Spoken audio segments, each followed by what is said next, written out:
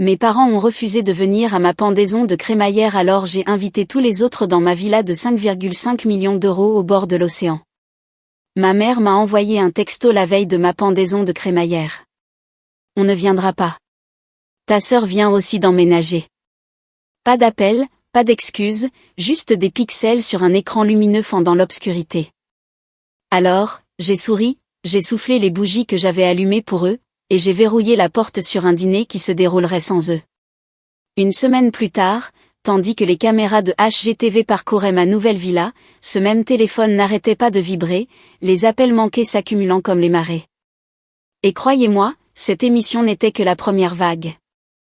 Avant de vous raconter la suite, dites-moi, avez-vous déjà été discrètement effacé par votre propre famille ?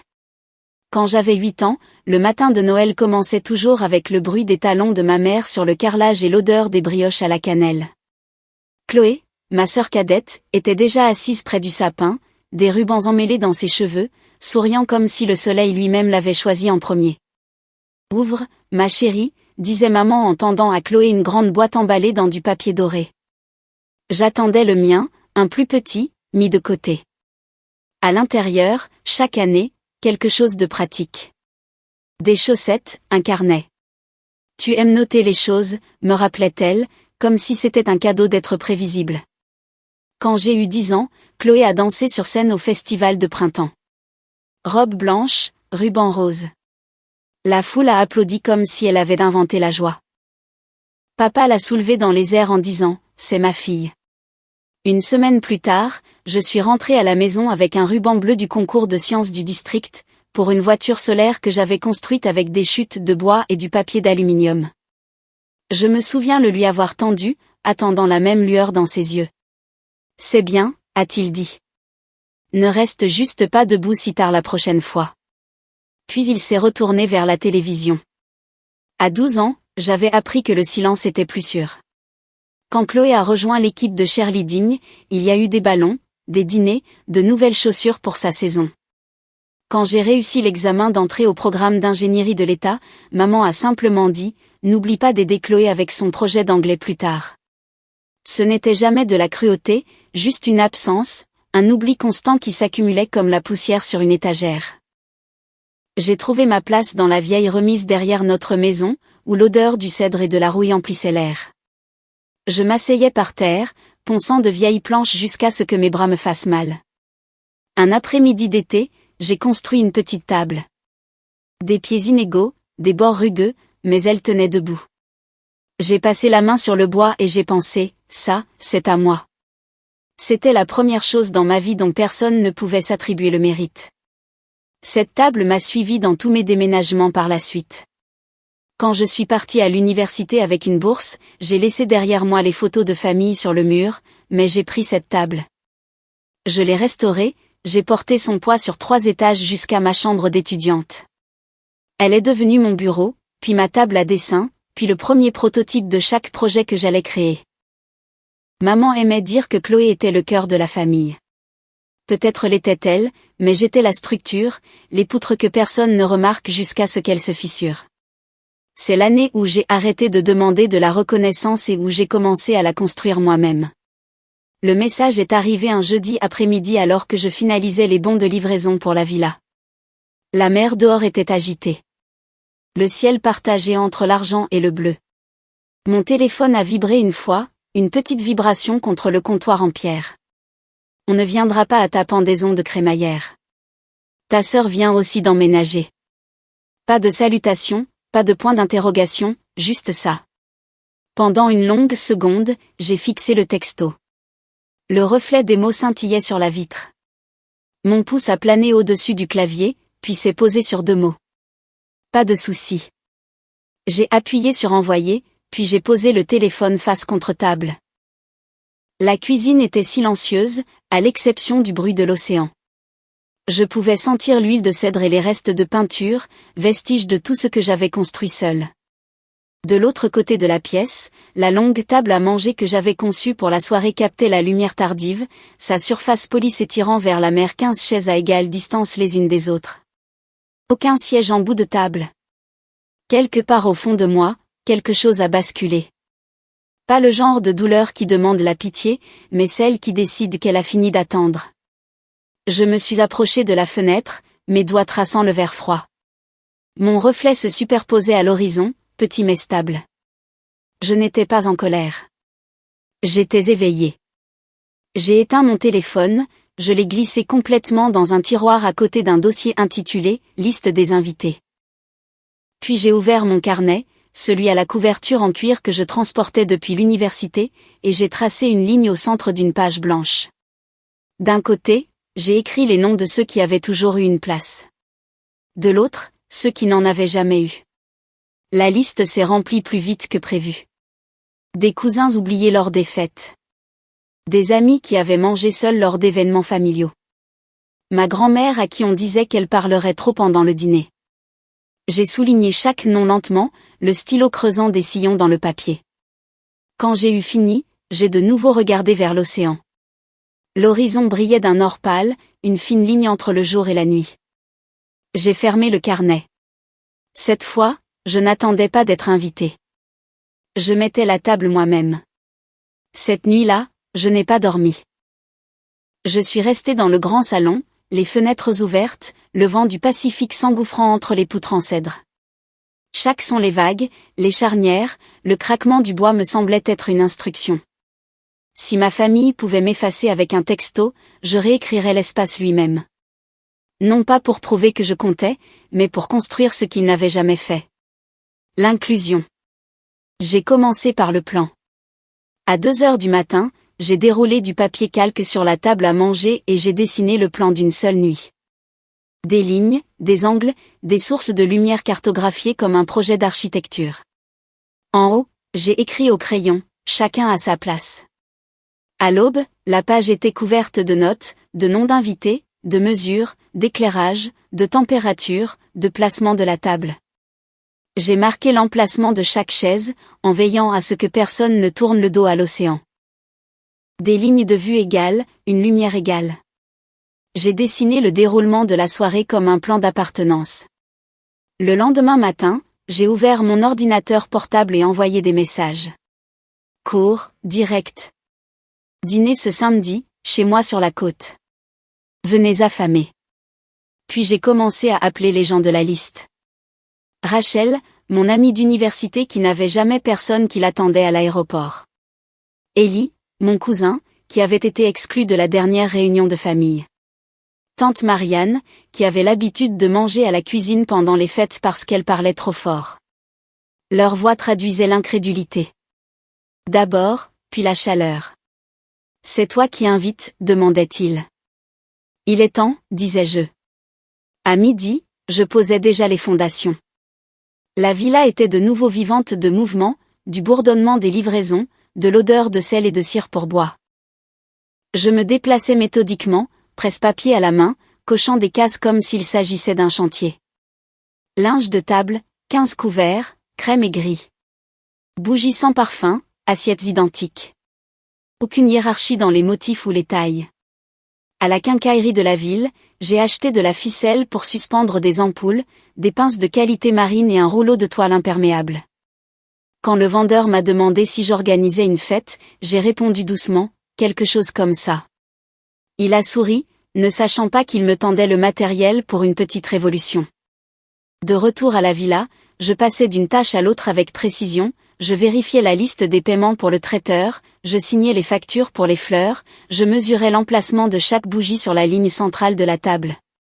Même lorsque la tension me serrait la poitrine, mes mains restaient stables.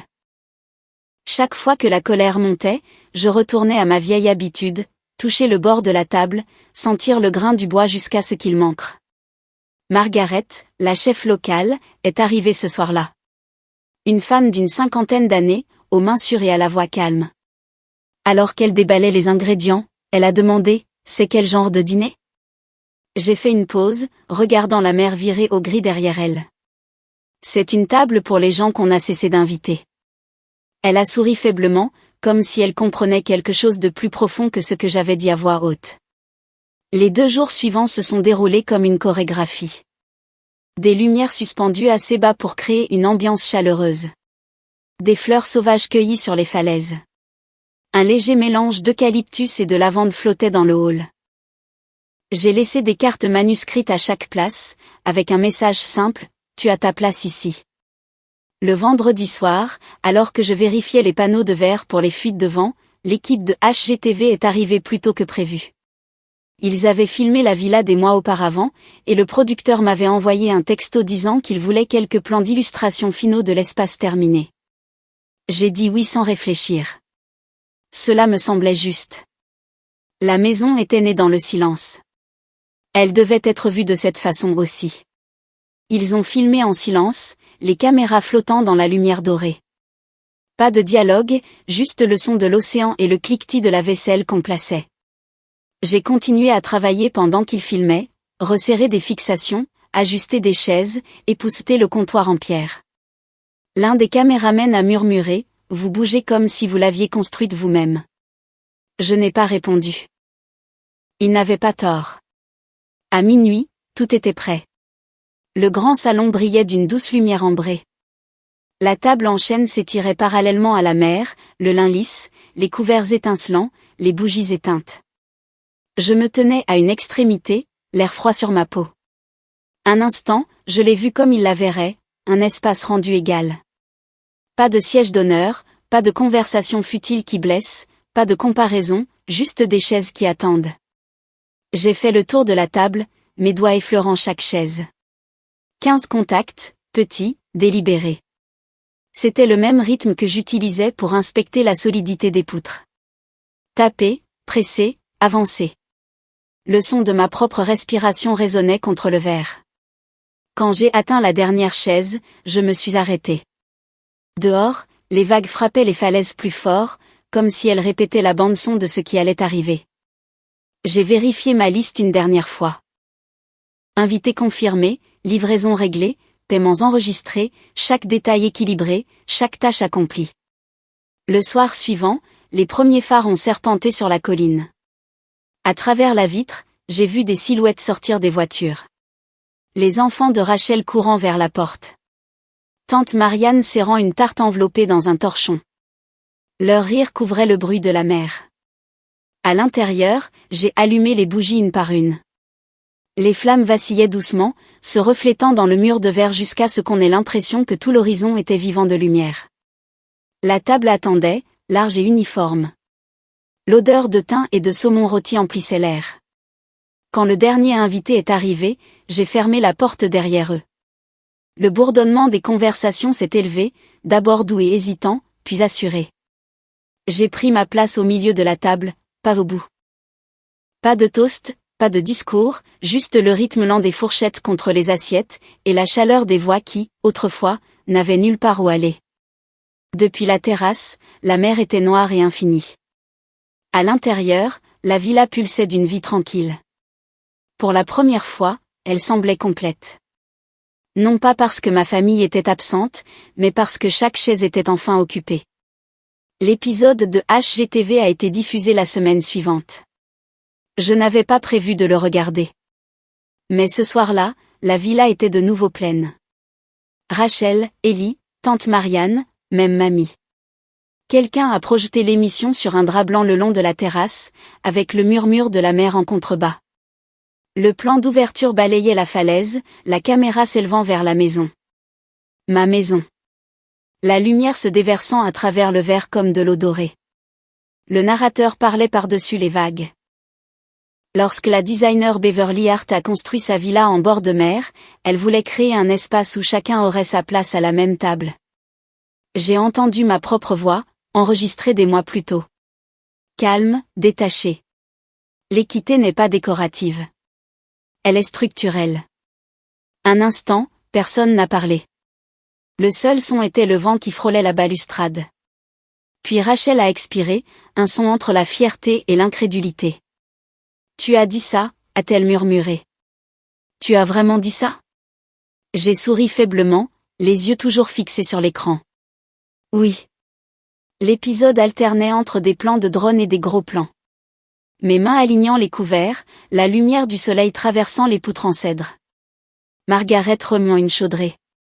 Puis la table. La longue surface en chaîne s'étirant vers l'horizon, les bougies vacillant comme de petits battements de cœur réguliers. Quand le générique de fin est apparu, des applaudissements ont rempli la terrasse.